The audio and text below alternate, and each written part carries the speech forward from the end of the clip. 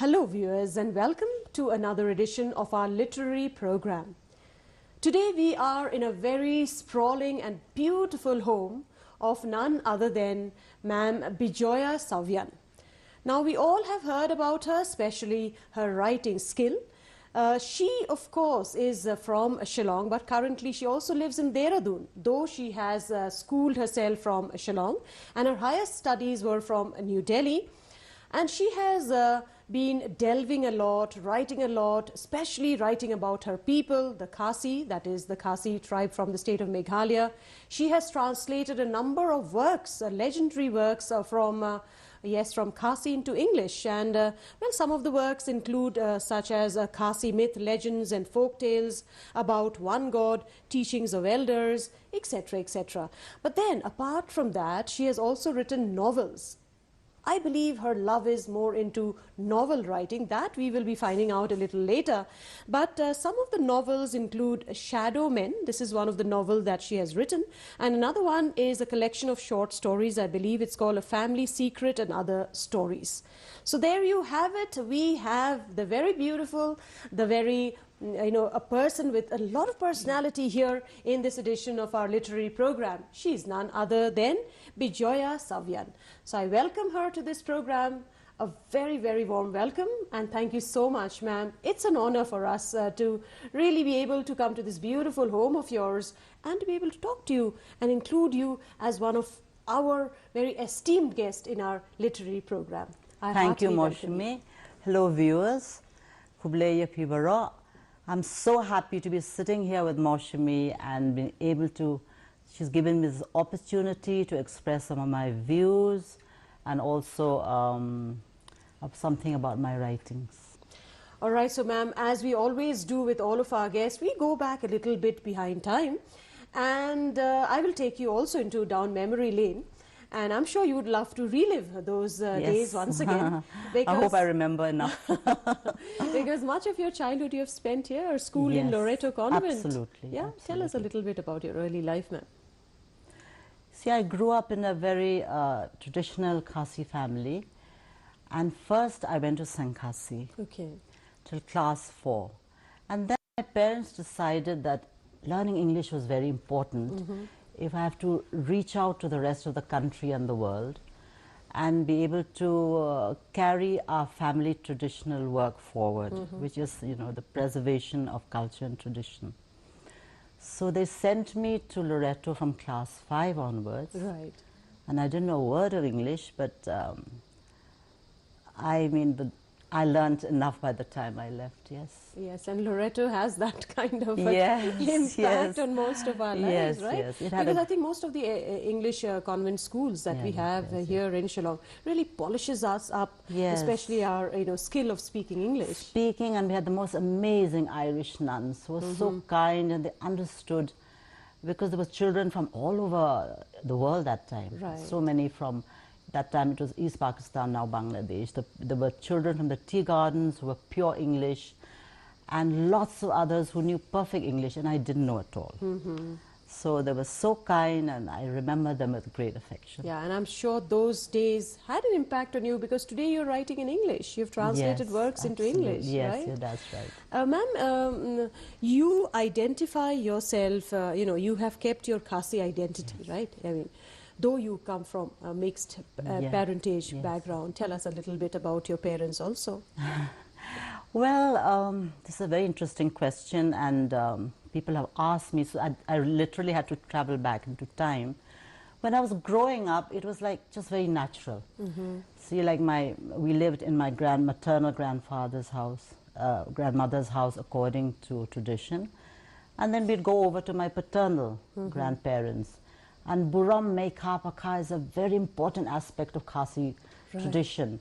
So respecting them and then going to Ramakrishna mission for Durga Puja, that was it.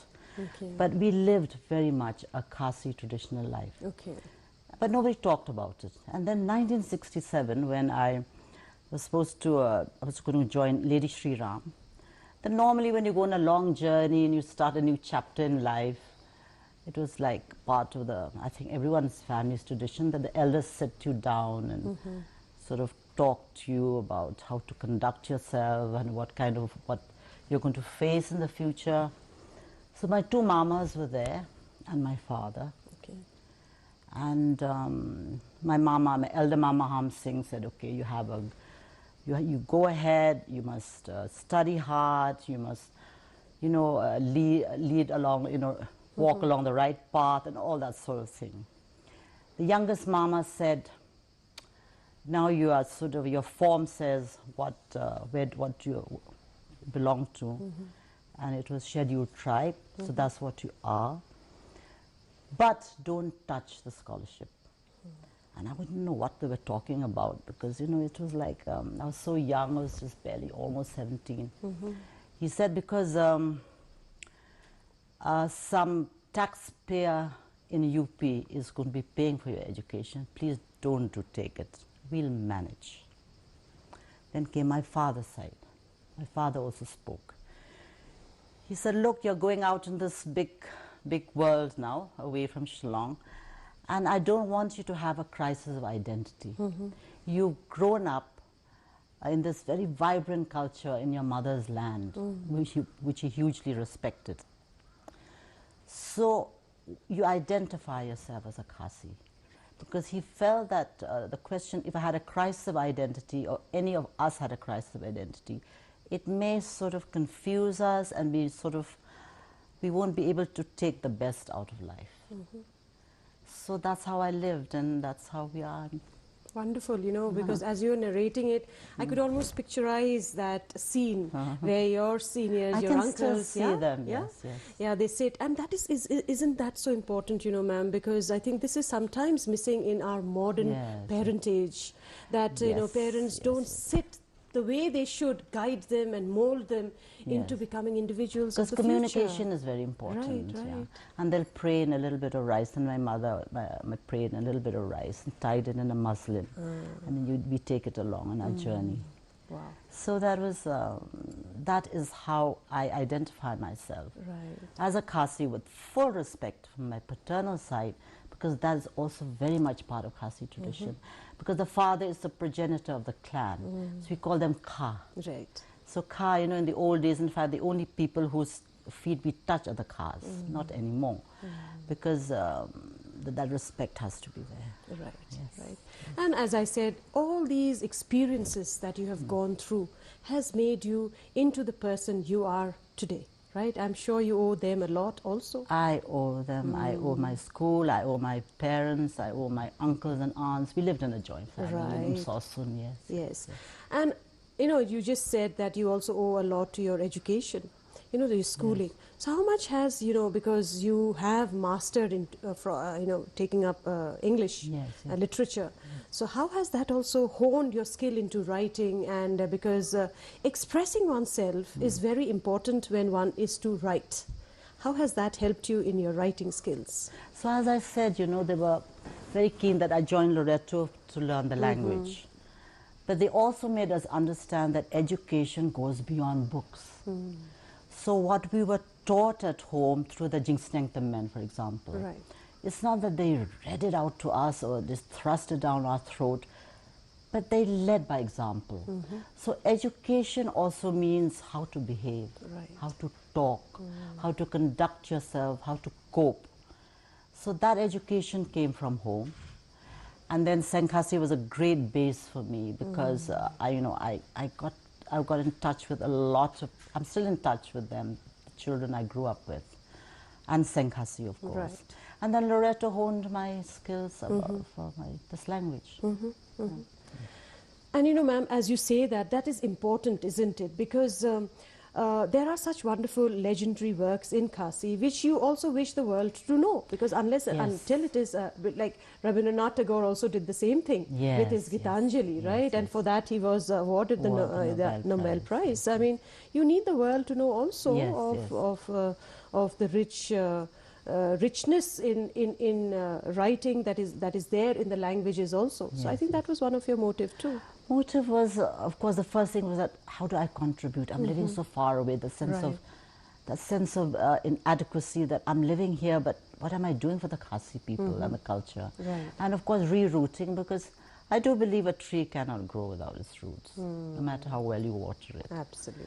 So if you are rooted, I'm not saying that everyone should have a cultural identity, but I feel comfortable in my identity. Yeah, and the Khasis indeed have a very rich culture, tradition. Very rich culture, I mean, tradition. we see these wonderful dances and the Yes, festivals, and yes, it yes. all comes out, Yes, right? yes, yes. And I'm sure you are one proud person, you know, Yeah, of we used your to dance. culture, Yes, right? I'm very Yes.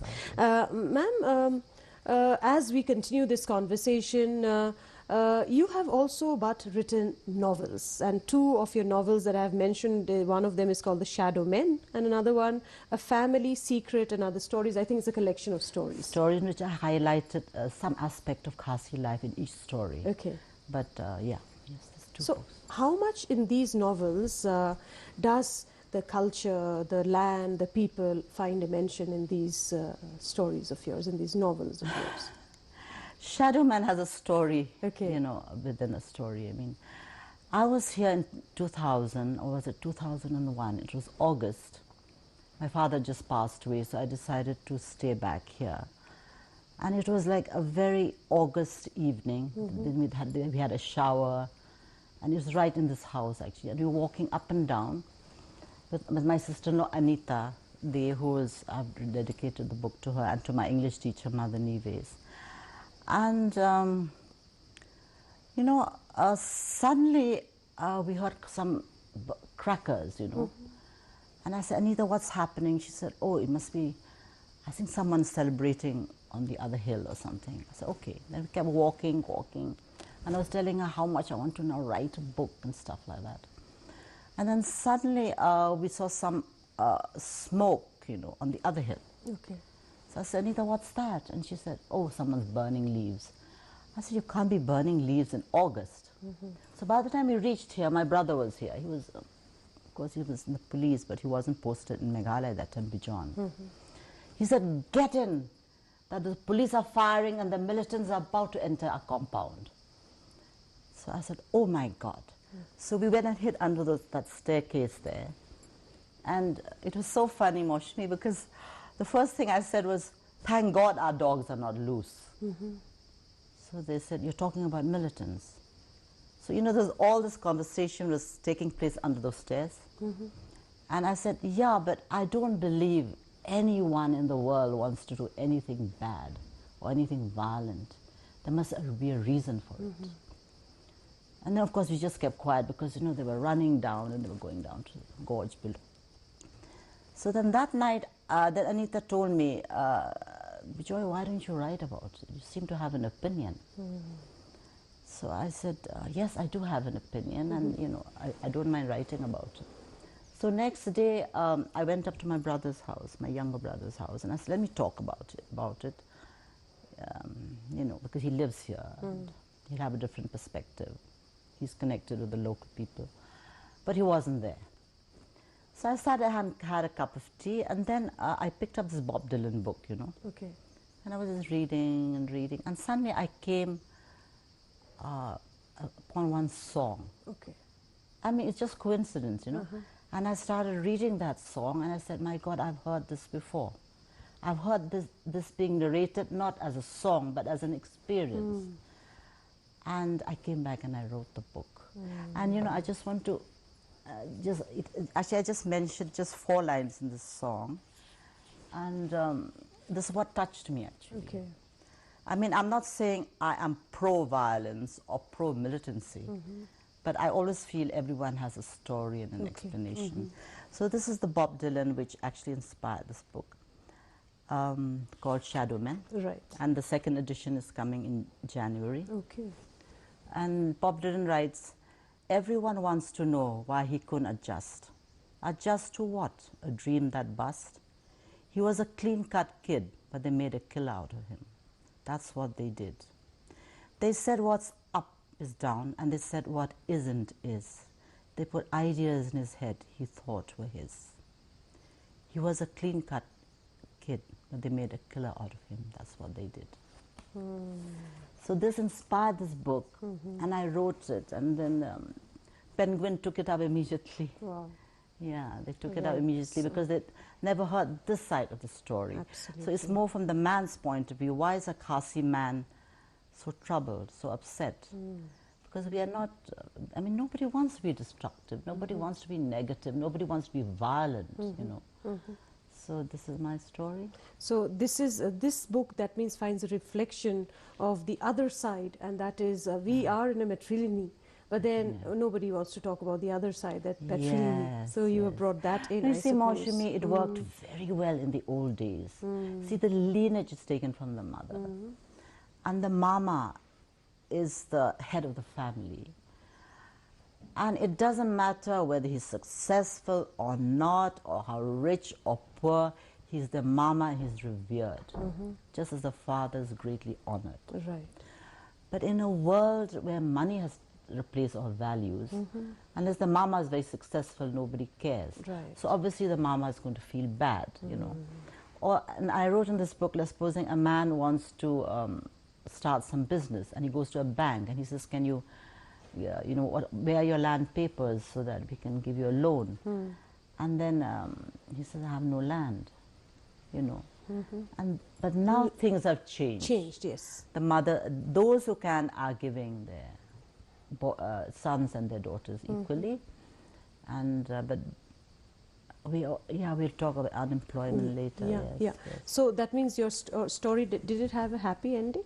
I mean, do you believe in happy ending stories, or do you, or to leave it at that so that the rest of it can be conjured by the In the end, by yes, the she readers said themselves? the wife of the man says things are getting better. Yes. Okay, so on And a they are positive, better. They are much better, and this was written 10 years ago. right. So things are better, and people are realizing, and the parents, the society is trying to change, you know.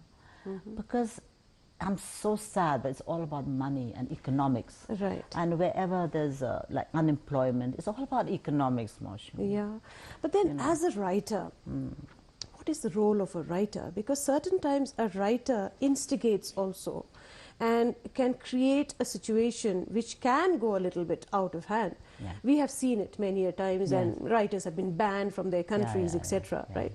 So as a writer, what is the role of a writer? I mean, a writer also is a nourisher. It does, gives out good, positive vibes to the society. Do you see a writer play that kind of a role as well? I personally take it as a responsibility. And I want to bring about change, and I want to bring positive thoughts. And, okay, you have to tell a story. You can't lie about things.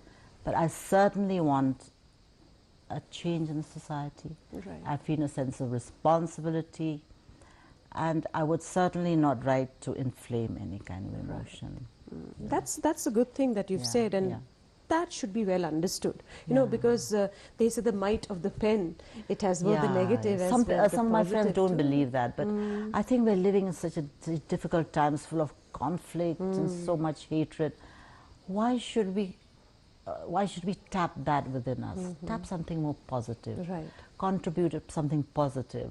Inspire and lead in a more positive way. And I think inspirations are there all around us, right? I think Meghalaya itself is such a beautiful place. I mean, when I'm sitting here right outside this window, I can see some beautiful greens. Yes, yes, yes. These and many more are inspirations enough for a writer to write positive things. Yes, yes, yes. What were your other, this collection of stories that you've written, A Family Secret and others? They are a collection of short stories that you've written over time. Yes, yes. So it's been compiled together. Yes, yes, yes. These stories, of course, are stories which little incidents have inspired me, you know. Happy stories. Yeah, they're stories of just lives in Meghalaya with a kind of a surprise ending, you know. Okay. And but each story highlights some aspect of Meghalaya life. Right. You know, it's not like Shadow Men, which is like more which I thought I had to write. Right. You know, it's a kind of catharsis. These are happy stories in the sense that, yeah, they're just ordinary lives, you know, people. Yeah. And has religion also found a reflection in your writing? No, not at all. I mean, I have characters from all, because Shillong is full of like, you know, I don't bring religion into it In your writings at all. not at But all. then, having said so, what is your first love, therefore? Because, you know, My first love is to live in a borderless world Okay. where there's no conflict and everyone is happy and equal, but it doesn't really happen. No. Okay. So you have translated works, you have Yeah, written yeah, novels. yeah, So yeah, is yeah. your first love always fiction? Always fiction. But the sense of responsibility I feel when my aunt said, Khasi culture and tradition has to be preserved. And if you don't translate, it was very difficult to translate Right. the main ceremonies of the Khasis. Right, But right. I did it as a sense of responsibility. Yeah. So would you want to read up something from your other stories also, like, you know, from your other works also, a small stanza or a small para, so that, you know, our viewers are watching this program, and I'm sure they're already involved in this program, will get a little bit more insight into your writing style. Well, reading a whole story, but I'll tell you a story, Okay. which incident which inspired one of the stories called The Passing. I wanted to actually talk about the Khasi way, or about the Khasi funeral. Okay. You know, and so I thought this actually happened because when my cousin passed away, he was married thrice. He had 3 wives. I think that's better English. He had 3 wives. And my sister and my sister-in-law went to his funeral. And I thought it was so beautiful because when, you know, he was a Christian. So they had brought him out, and so his first family and the children came and paid respects. Okay. And after that, the second wife and her children. And then the present wife and her kids. And I thought, wow, I need to write the story. Okay. And I could also weave in our way of, you know, I feel like, you know, because like the people who are mourning were still traditional indigenous faith Khasi. So I could bring that in. And I thought this is such a beautiful gesture. Right. And that's how I wrote the book. Yeah, because, you know, though there is conflict, though there are situations sometimes which goes beyond our control, but then I think we can all coexist. I feel so important now, but this is my message to the youth actually. Because they are the future of the country, that we are living in such difficult times. And you must realize there's so many divisive factors in the landscape and in the mindscape even of our topmost leaders. And we must be alert. Right. We must try to avoid that. We should be able to have the judgment to choose. What is right and which is not what right. is wrong. And we should not try to divide and have conflict and hatred, because progress and development cannot happen in a place of conflict and so much hatred. So I want to tell the youth that, and I also want to tell them that please think of rural India. You know, it's no use the government saying bullet trains and you know, high-rise buildings and 6-lane highways, if in the villages there are no roads even to reach a hospital. Basic infrastructure. Yeah, and there are schools which have no teachers. Now, so I want the educated youth to think about this and in some way contribute towards the development of rural India. On that note, I also have a quick question for you. Are you sometimes worried that, you know, westernization, modernization is reaching our youth so fast and they're imbibing it so quickly that they are moving away from their roots, their beautiful roots of tradition, their own culture, their own identity? Yes.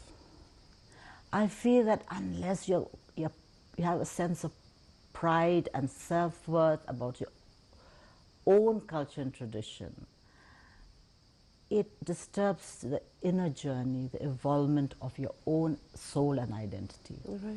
Enjoy yourself, you know, listen to all the music, dance as much as you want. And be open dress to the way ideas, you to want, all be ideas. open. But don't lose what you are, because, you know, then you're not rooted. They say rootlessness that's another way of thinking. So, but it's not my way. I feel if you're rooted, you can fly as much as you want, but you feel that you have that sense of security, Right. a sense of that foundation. And I think even a house needs foundation. A tree needs roots. We're just part of this universe, no? We also need that. Absolutely. I think So- this is a wonderful message that you have Yes, passed, yes, especially to our youth who sometimes gets a little disturbed and They feel ashamed to be traditional. Mm-hmm.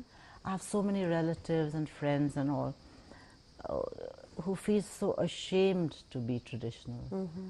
because they feel that they've got it all wrong. The education system is all wrong. I mean, we are not teaching enough beyond the books. How to deal with life, how to conduct yourself. I mean, they are really confused, the youth, and they're turning to all sorts of negative things. Right. And ma'am, when you're writing, I mean, I'm sure you're still continuing to write. Yes, yes. Now in Dehradun, sometimes here in Shillong, you are also in the field of education, right? You're, imparting values to the little Yes, children yes, too. yes, I mean, the values that you have, you are also giving it out to them Yes, so yes, that they carry on the legacy. But then, where is writing going to take you, or where do you see your writing in the years ahead? I mean, what more are you going to write? Well, translation, I'm just doing the Jingruai Ki Senkhasi, that is Okay. the songs of Senkhasi. Simultaneously, I've moved, my next collection of short stories is not about Meghalaya. Okay. It's about, I went to Sri Lanka, I wrote a short story based on Sri Lanka. Then I went to Mizoram, I wrote one about that. I went to Kashmir, then one is based in London. So they're totally different, but they're me. You So know. your experiences wherever you've gone, you've collected, something caught your attention, your mind. Yeah, And it stays in my mind, and then it's saying, and the story keeps going on, and said, please write me down, please write me down. Okay. And then I have no choice but to write it down. Yeah. how long does it take for you to write a short story?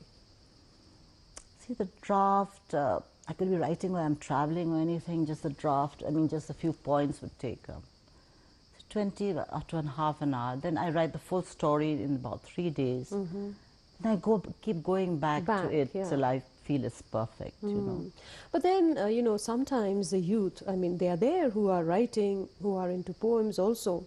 They're in a hurry to publish, right? That's the instant, the instant success. Everything has to be instant. Our life is a journey. And I don't blame the kids. I mean, they want to be famous. They want to be published as soon as possible. But I was just thinking that the story I wrote before 1997, before I translated Kajing Sneng the Men, I mean, this is just Sneng the Men, which is like Yeah. quite a book.